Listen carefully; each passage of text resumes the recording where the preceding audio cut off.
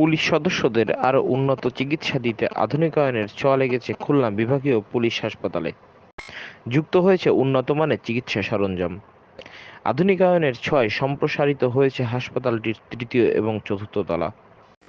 সকালে বিভাগীয় পুলিশ হাসপাতালে সম্প্রসারণ কাজের উদ্বোধন করেছেন খুলনা মেট্রোপলিটন পুলিশের কমিশনার মোহাম্মদ মোজাম্মেল হক।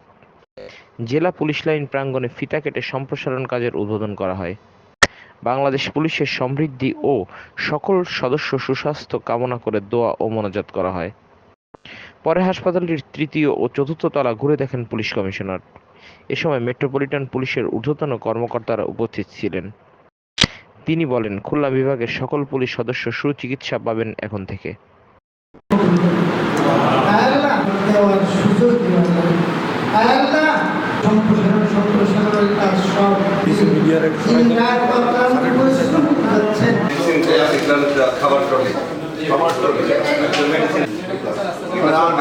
না করলে জিনিসটা নষ্ট হয়ে যাবে। এটা স্যার এই যে না, এটা মুখোমুখি না হওয়ার জন্য